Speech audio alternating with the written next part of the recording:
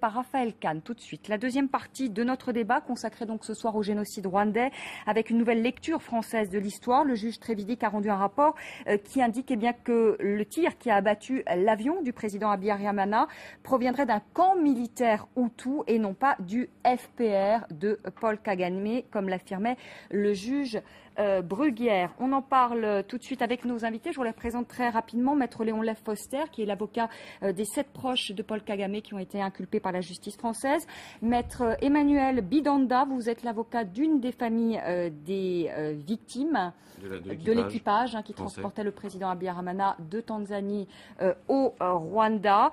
José Kagabo, qui est professeur, maître de conférence à l'école des hautes études en sciences sociales, et Charles Onana, qui est journaliste d'investigation, auteur des Secrets de la justice internationale, enquête truquée sur le génocide rwandais. Avant de reprendre ce débat, je voudrais d'abord qu'on écoute, si vous voulez bien, la ministre rwandaise des Affaires étrangères. Elle a réagi donc au rapport du juge Trévidic.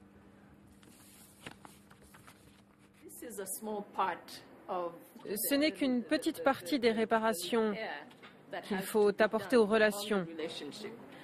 Mais ça aide certainement parce que nous commençons enfin à remettre l'histoire à sa place.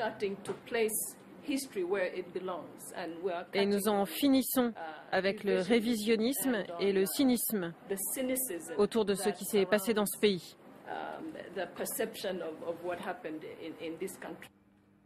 La fin du révisionnisme, Charles Onana, dit la ministre rwandaise des Affaires étrangères. Parce que ce qu'il faut dire pour nos téléspectateurs, pour que les choses soient bien claires, c'est qu'il y a deux thèses en fait qui s'affrontent. Il y a la thèse de ceux qui disent que c'est le président donc Kagame qui aurait tiré, enfin son clan, en tout cas le FPR, sur l'avion du président Habyarimana parce qu'il ne voulait pas de l'accord conclu en Tanzanie qui prévoyait la formation d'un gouvernement d'union nationale et des élections qu'il aurait sans doute perdues parce qu'il y a une minorité Tutsi, 10% de Tutsi au Rwanda et 90% de Hutus. Et puis ceux qui disent, eh bien, c'est le camp extrémiste du président Habyarimana qui a tiré sur l'avion du président. Ils ont préparé, disent-ils, le génocide et il fallait un élément déclencheur. Eh bien, l'élément déclencheur, c'était cet attentat. Aujourd'hui, la ministre rwandaise des Affaires étrangères dit, c'en est fini du révisionnisme. C'en est fini de dire que finalement ce génocide n'a pas été préparé. Mais vous savez, c'est une méthode extrêmement ancienne depuis que le président Kagame est arrivé au pouvoir. C'est-à-dire que lorsque vous tenez un discours contraire au discours officiel, au discours imposé, eh bien, vous êtes taxé de révisionnistes, de fauritionniers, de négationnistes, oui, mais etc. Aujourd'hui, il y a un rapport, Charles Onana, aujourd'hui, il y a un rapport qui dit très clairement... Attendez, quelques instants. Voilà. Le rapport, pour l'instant, le juge n'a pas encore conclu sur la responsabilité ou la non-responsabilité de Kagame. Ce que vous dites, c'est que les auteurs n'ont pas été cités dans ce rapport. Voilà, donc on nous parle d'un rapport balistique, mais la précipitation avec laquelle on essaye de s'emparer des éléments de ce rapport qui ne sont pas l'ensemble des éléments. Parce que je tiens à vous dire quand même que vous avez posé une question au début de l'émission, à savoir pourquoi on n'a pas demandé très rapidement cette enquête. Il faut rappeler quand même que le régime de M. Kagame est une dictature. Et il est évident qu'à un moment donné, lorsque l'ancien ministre de l'Intérieur, M. Setseda Chonga, qui était un membre fondateur du FPR, avait pris contact avec le juge Bruguière pour révéler un certain nombre d'informations qu'il avait. Il a été assassiné en 1997 au Kenya. Bon, j'ai enquêté sur cette affaire-là. Donc, il est évident qu'il y a eu, il n'y a pas longtemps, monsieur Ruzibiza, qui était aussi un élément, qui était également un membre du FPR, qui a dit que monsieur Kagame avait ordonné le garde du corps personnel de monsieur Kagame, monsieur Loïs Ruendi. Il m'a expliqué comment il avait participé à une des réunions qui préparait cet attentat. Mais pour arriver à la conclusion des Hutus, c'est que le but de la manœuvre est simple. Charles Onana, aujourd'hui on parle de témoignages de gens qui ont témoigné une première fois, qui se sont rétractés ensuite. Là on parle d'un rapport presque scientifique. Alors je vais vous donner la parole rapidement, José Kagabo. Oui, non mais il est difficile de discuter avec Onana. Il a des méthodes qui défient toute raison. Il affirme, et puis il convoque des témoins décédés. Donc, des témoins décédés qui ne peuvent pas le contredire. Qui sont des témoins du FPR.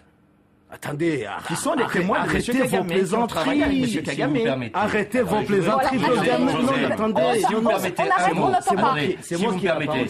Ça vous agace considérablement. S'il vous plaît, c'est moi qui si vous permettez un mot. Est-ce que vous me laissez terminer? Oui, je vous en prie. Je dis, avec les méthodes comme ça, qui défient toute raison, il est difficile de discuter. On ne convoque pas les témoins décédés sans pièce à conviction. Je voudrais qu'on avance un peu. Voilà les méthodes Onana. Non, attendez. Maître Emmanuel Bidonda. Vous finalement, l'actualité quand même de cette semaine, c'est effectivement ce qui s'est produit mardi après-midi, c'est-à-dire la présentation du rapport. Bon, moi je voudrais faire quand même une remarque, parce que là le débat me dépasse un petit peu. Moi je représente une famille. Ça s'entend, oui. Une famille française.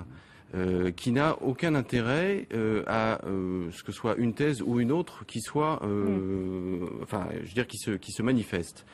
Ils veulent la vérité. Ils veulent la vérité, ils l'attendent depuis bientôt 18 ans. Maintenant, le rapport, essayons de peut-être pour la clarté aussi des débats et informer les téléspectateurs. On a un rapport qui a été présenté mardi. Qui doit faire à peu près 300 ou 400 pages. Je pense que personne n'a sérieusement eu le temps encore de le descendre. Mon confrère est extrêmement diligent. Je l'en félicite. Pour ma part, très modestement, je suis en train de le faire. Et comme l'ont indiqué les magistrats instructeurs, on a 3 mois pour présenter des observations, faire des demandes d'expertise complémentaire ou de contre-expertise.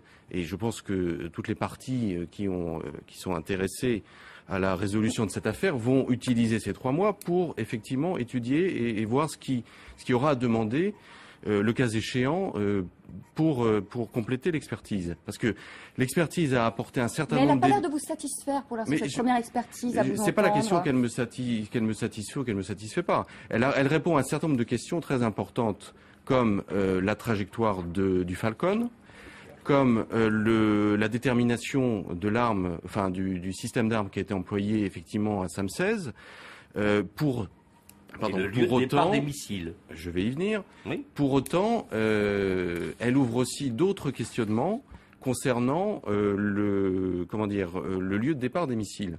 Et quel que soit le lieu de départ qui est indiqué dans le rapport, il ne précise pas quelle est l'identité des tireurs et de quel côté a pu venir l'équipe qui a mis en place ces missiles. Deux points, je rebondis sur ce que disait Maître Forster. Effectivement, je ne sais pas quelle était la situation du camp de Kanombe en 1994, et les experts prennent soin de dire que par rapport aux points qui ont été examinés, aux points de situation, les tireurs auraient pu se trouver 100 mètres, plus ou moins dans une zone de 100 mètres, vers le sud ou vers l'est. Nous n'avons pas étudié les limites. Nous ne sommes pas allés au-delà des points qui ont été. Je vous laisse terminer et puis. Des points qui ont été. Je voudrais qu'on avance un peu parce que notés dans le rapport. Le débat passe très vite. Deuxièmement, voilà, dernier point. Du rapport aussi. Oui, mais le rapport, c'est quand même ce qui est important là aujourd'hui. Moi, je veux dire, le débat sur le génocide, il ne concerne pas la famille que je représente.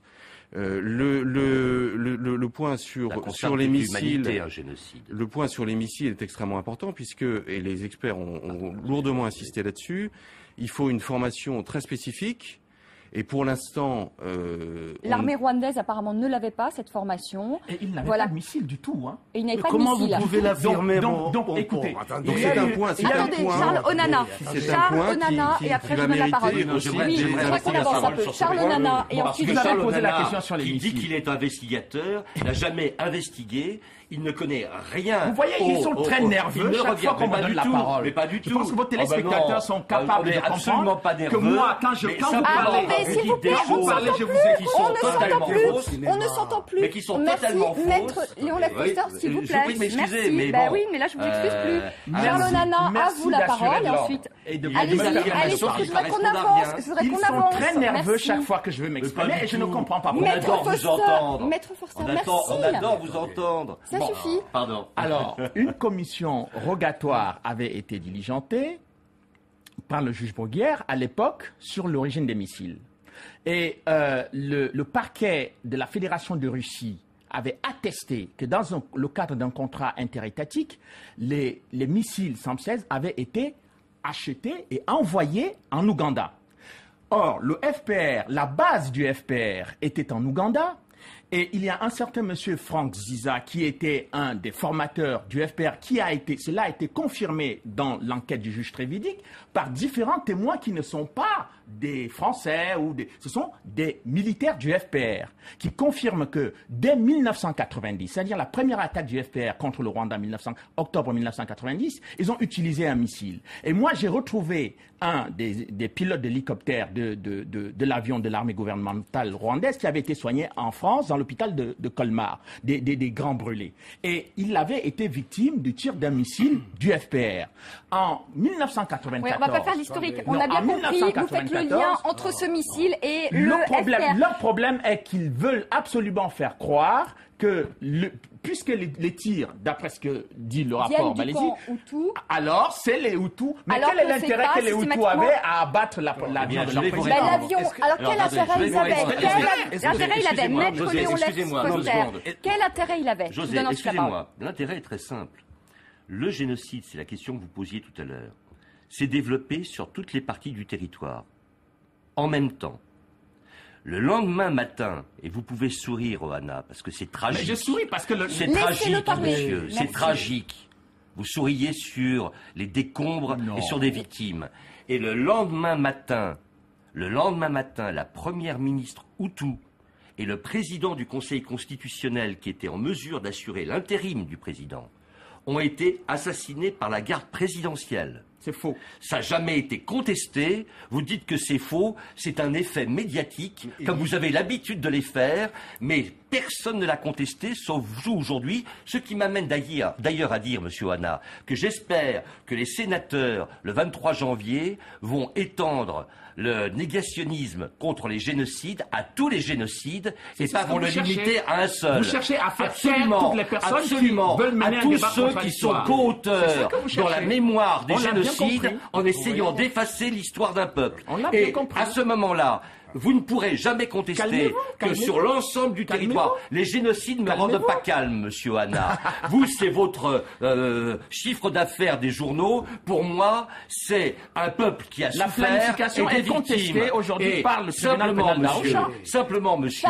vous avez, attendez, je termine. Vous avez sur tous les points du territoire rwandais le déclenchement en même temps du génocide. Vous avez une préparation de la haine pendant des mois à l'égard d'une partie de la population. Et, je termine, quel était l'intérêt des Hutus? C'était pas l'intérêt des Hutus, parce qu'il y avait des Hutus modérés. Abiramana était favorable aux accords d'Arusha. Et il l'a payé par sa vie. La première ministre était favorable aux accords d'Arusha. Elle l'a payé par sa vie. Je termine. Alors, ceux qui avaient intérêt à cela, c'était les Hutus extrémistes, un camp qui avait intérêt à ce que les accords d'Arusha ne soient pas exercés et qui souhaitaient, parce qu'ils allaient perdre le pouvoir, assassiner le président Abiramana. La planification du génocide aujourd'hui n'est pas prouvée. Écoutez, Charles Onana, maître... J'ai enquêté sur le tribunal pénal international et sur ses méthodes de travail. Aucune qualité pour être un enquêteur. Quand vous parlez, aucune qualité d'enquêteur. Laissez-moi travailler, laissez-moi Laissez-le répondre. Le procureur Carla Del Ponte, lorsque je l'ai interrogé à La Haye, elle m'a dit que le président Kagame lui avait interdit au procureur. Calmez-vous, laissez les téléspectateurs entendre ce que je veux dire. Permettez aux téléspectateurs d'entendre ce que je veux dire, parce que vous ne voulez pas que je... Monsieur Onana, est-ce que pour vous, le génocide n'a pas été... Monsieur Lefkoster, s'il vous plaît. Je vous prie de m'excuser. Dans ce livre que vous avez présenté... Est-ce que le génocide, est-ce qu'aujourd'hui vous pouvez encore affirmer que ce génocide n'était pas planifié? Est-ce qu'aujourd'hui encore vous l'affirmez? Le tribunal ne l'a pas prouvé. Et vous? Le tribunal pénal international ne l'a pas prouvé. Mais moi j'apporte il y a un nouveau rapport. Mais écoutez, il y a un fax. Écoutez madame, j'ai enquêté sur un fax. On nous avait dit qu'il y avait eu un fax du 11 janvier 1994 qui disait que le génocide contre les Tutsis était planifié.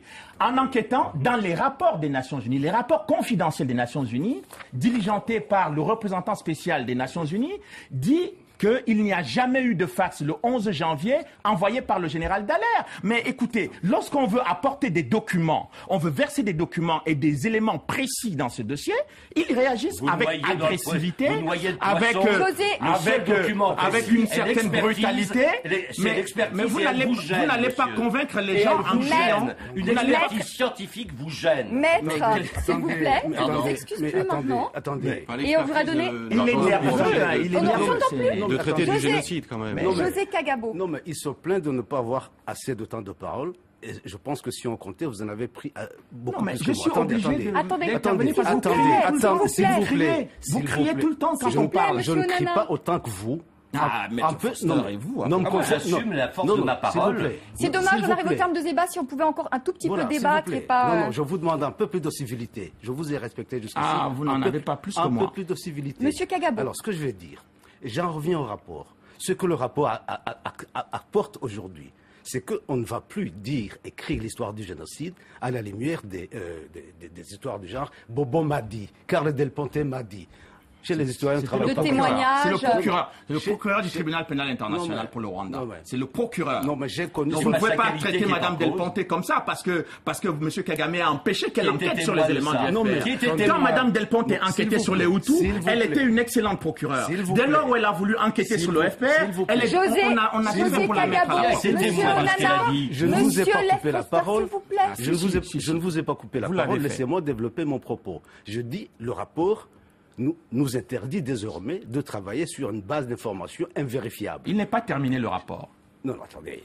Il a été présenté. Il n'est pas terminé. Monsieur Kagabo, allez, on avance. Ce que je veux dire, ce rapport apporte du matériel sur lequel on va travailler et au tribunal pénal international, il y a des documents que tout le monde n'a pas encore compulsés. Il y a plusieurs procès. On peut les lire et se faire une opinion autre que j'ai demandé à Madame, j'ai demandé posez la question, pourquoi le débat sur l'attentat n'est pas au tribunal? Pourquoi le tribunal pénal international n'enquête pas sur l'attentat? Pourquoi? Mais ne me demandez pas les responsabilités du juge, moi. Mais pourquoi M. Kagame ne veut pas qu'on enquête sur l'attentat au tribunal? Voilà, alors vous allez peut-être pouvoir répondre à M. Onana, pourquoi le TPIR...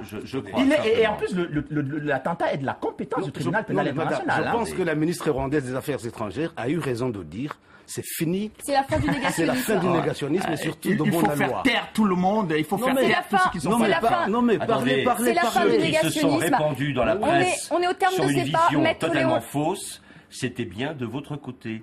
Aujourd'hui, nous avons un rapport d'expertise et vous n'avez pas été en mesure de dire un seul mot pour pouvoir le critiquer ou le contester.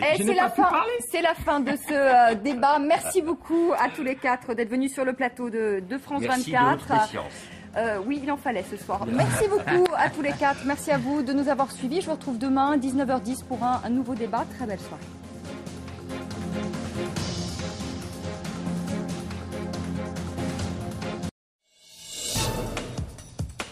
La base de Guantanamo, comme vous ne l'avez jamais vue, sous le regard des villageois riverains de cette zone hors norme. Avant qu'elle ne devienne une prison à ciel ouvert, la base américaine a employé jusqu'à 10 000 Cubains. Maintenant, ils ne sont plus que 2. Nos reporters les ont rencontrés dans ces villages bordés de miradors, l'une des dernières frontières de la guerre froide, sous le soleil des Caraïbes. L'histoire maudite de Guantanamo, un reporter exclusif, aujourd'hui à 21h45, heure de Paris, sur France 24.